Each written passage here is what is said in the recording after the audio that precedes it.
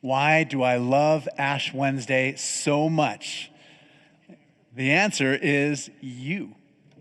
You are my Valentine. In a way, we are all each other's Valentine's Days this year.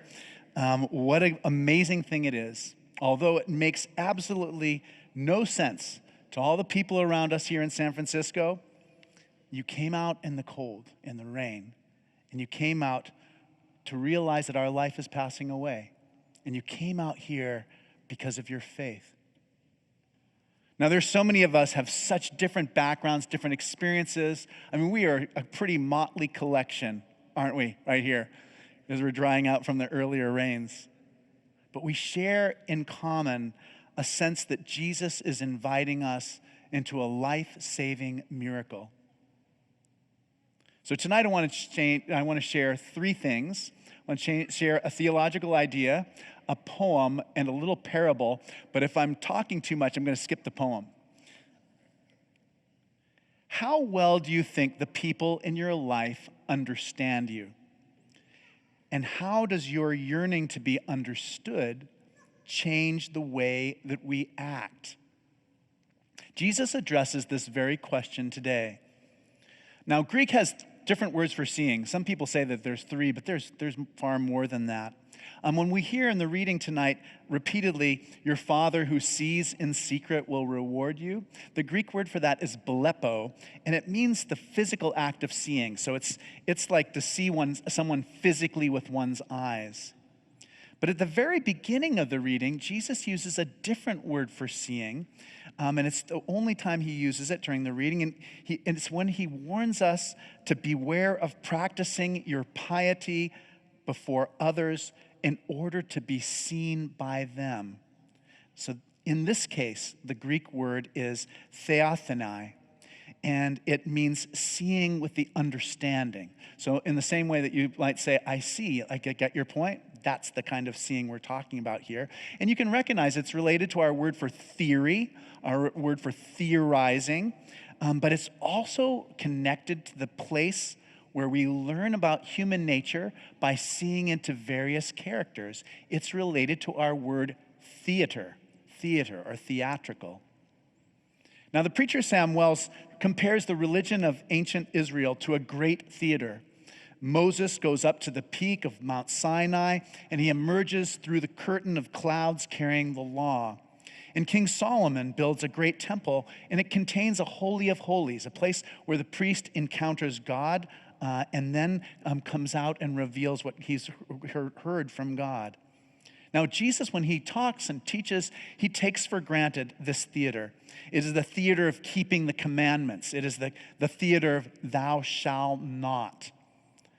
But there is more to faith than just the commandments and avoiding doing the wrong thing.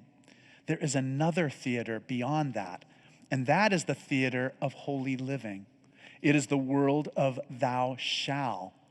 It is what we actually do as we live as people of faith. Now, you may be very conscious of this. I am especially conscious of it. There is a danger in this. In Jesus' time and in our own, religion can become a theater of performance or of appearance.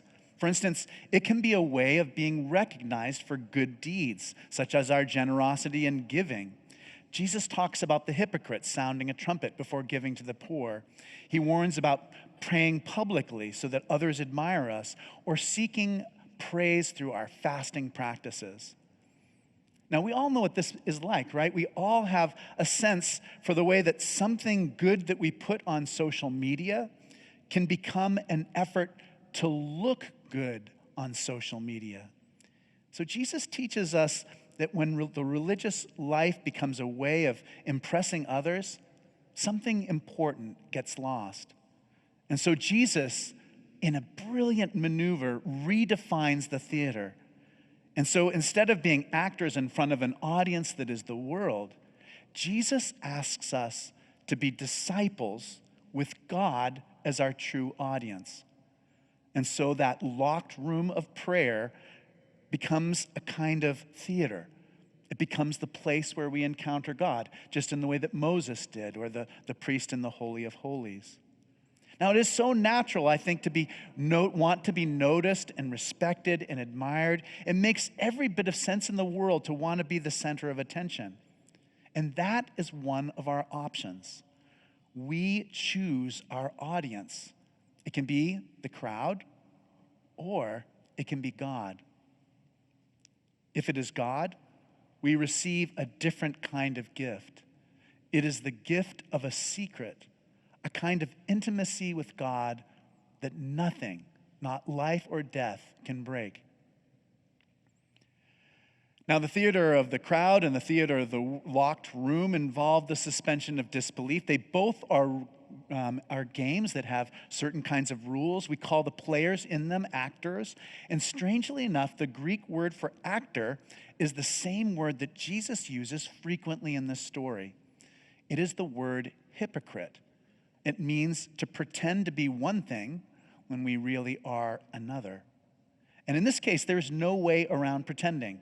Either you pretend to give alms and pray and fast in order to be seen by the theater or the crowd, or you, in a sense, pretend not to give alms, not to pray, not to fast, because God is your real audience. Now, this is all about faith, isn't it?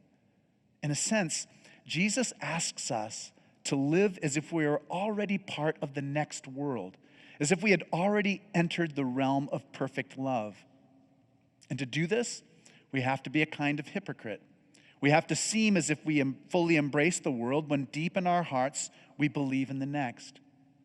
But the extraordinary reward is amazing. The follower of Jesus who can give without letting one's right hand know what the left is doing, that person will have a unique freedom from material things. A Christian who can pray in secret will grow closer to God's way of seeing the world and will be free of the passing illusions of our time. And the person of faith who secretly fasts will soon learn a whole new spiritual landscape. They will realize that we are more than just our bodies. So you're still listening to me, thank you. And so I will share with you the poem that I brought. And it's just excerpts from a poem by Wendell Berry. It's called Manifesto, the Mad Farmers Liberation Front. And it sounds a little bit 1970s-ish, but I think you'll get the reason why I brought it with me today. It goes like this. Love the quick profit, the annual raise, vacation with pay, want more of everything ready-made, be afraid to know your neighbors and to die. And then you will have a window in your head. Not even your future will be a mystery anymore. Your mind will be punched in a card and shut away in a little drawer. When they want you to buy something, they will call you. When they want you to die for profit, they will let you know. So, friends, every day, do something that won't compute. Love the Lord, love the world, work for nothing. Take all that you have and be poor. Love someone who does not deserve it. Ask the questions that have no answers. Expect the end of the world. Laugh. Laughter is immeasurable. Be joyful, though you have considered all the facts. As soon as the generals and the politicos can predict the motions of your mind, lose it. Leave it as a sign to mark the false trail, the way you didn't go. Be like the fox who makes more tracks than necessary, some in the wrong direction. Practice resurrection. So finally, I have an old Jewish parable that seems so perfect for Ash Wednesday. When God makes each of us and sends us out into the world, we are given a garment to wear and to use. And in one pocket, there is ash to remind us that we are from the earth and that we shall one day return to it. And in the other pocket is a letter from God. And it's addressed to each of us individually in our own way. And it says, even if you were the only soul on the earth, I would have created everything that exists just for you. Thank you for losing your mind a little with me tonight. Thank you for seeing with understanding, for choosing God in the secret theater of the locked room. Thank you for living as if you were already part of the next world. Thank you for practicing resurrection every day. And thank you for being my Valentine.